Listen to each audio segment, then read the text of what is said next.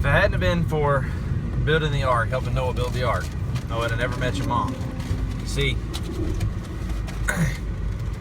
I didn't understand. I didn't know that there were creatures or there were actual beings living below the sea.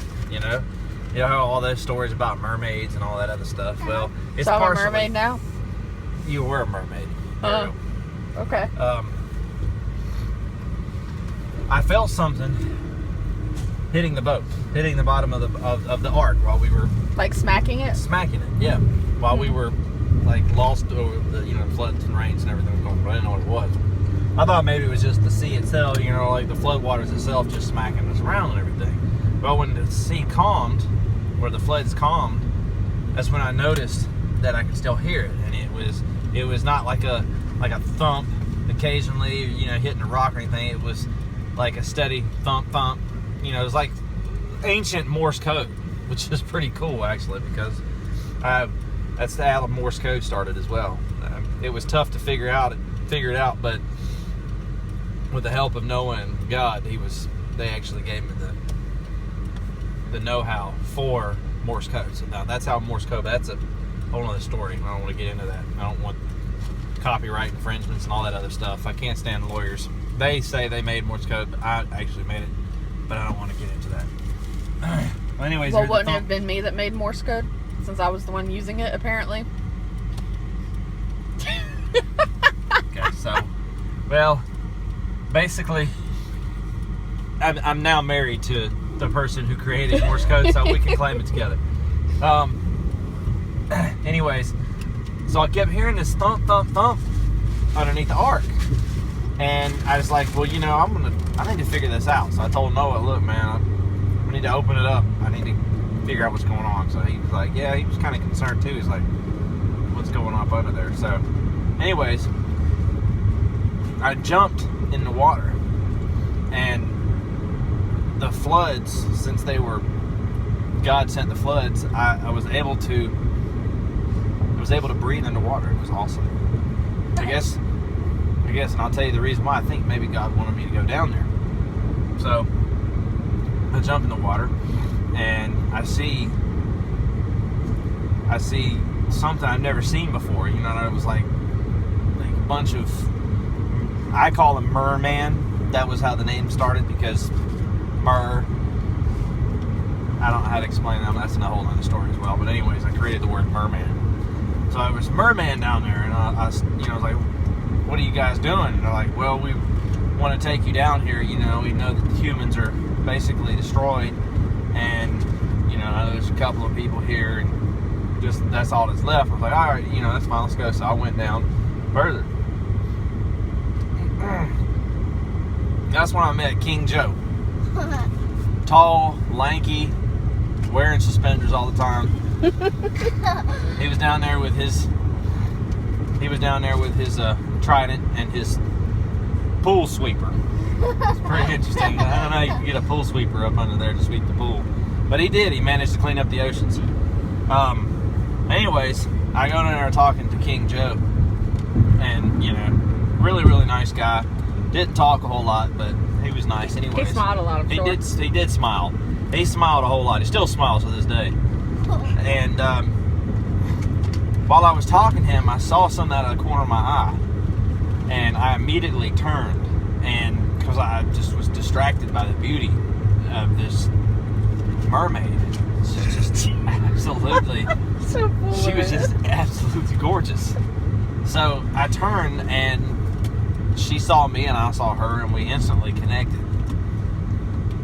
And then I noticed that there was a merman swimming next to her, and he sounded like, when he started talking, he actually sounded like... Don't. I know you're going with this. Don't. Please. No. Don't. I'll just say Creed. Can I just leave it No. at that? Just leave it alone. Anyway, so I went to her and I asked her, is that your...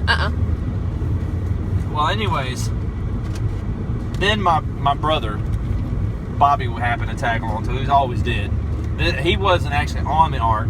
He just happened to catch on to the bottom of it and just kind of floated. So, anyways, my brother sees this beautiful mermaid. Before I can get to her, he goes to her and attaches himself to her. And they were like that for they were attached for like 45 seconds. It was interesting. He was like you can see hearts floating above his head, but her, it was like she just kept looking at me, and then she looked at him, and then she looked at me, and finally she just pushed him to the side. And I started talking to her, and her name was Evelina. That was what her name was back in the day. She was Evelina, the Princess Mermaid. And she had a bunch of forks and statues and everything. She had a picture, like a statue of me, and I tried to get rid of it before the floods happened because somebody had made the statue, and they were like, oh, you know, you're so awesome. I'm like, no, I'm not awesome. Please don't give me that statue. I don't do statues, please. So anyways, it broke, but she caught the face of it, and so she was really excited when she saw me. She's like, oh, there's a face. There's the guy.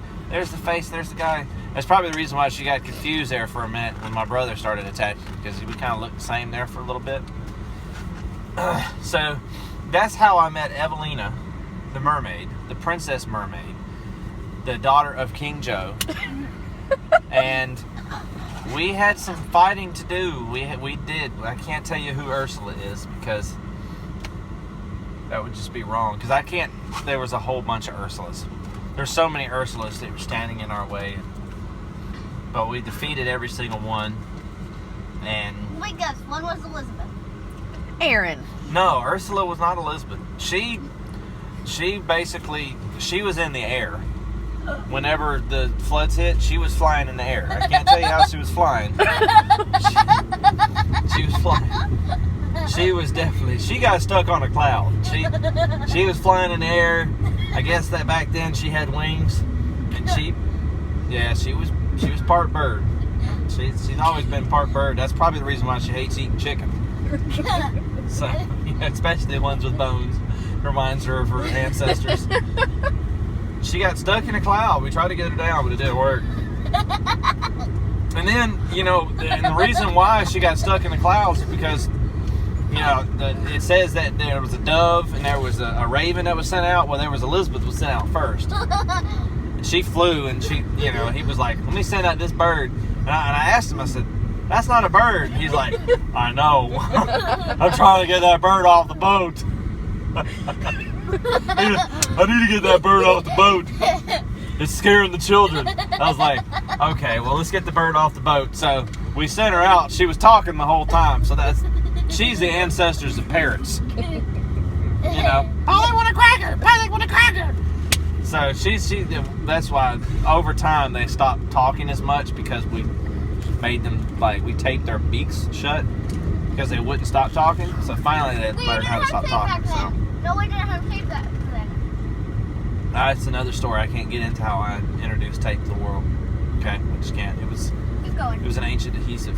So, anyways, we basically that's how Evelina and I met, and to this day,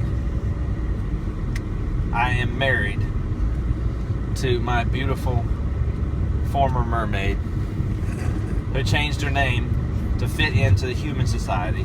Her name is Evie. She went from Evelina to Evie. She still has the picture of the statue hidden away. And King Joe is still here. He's still all smiles and wearing suspenders. Yep. That was how I met your mom.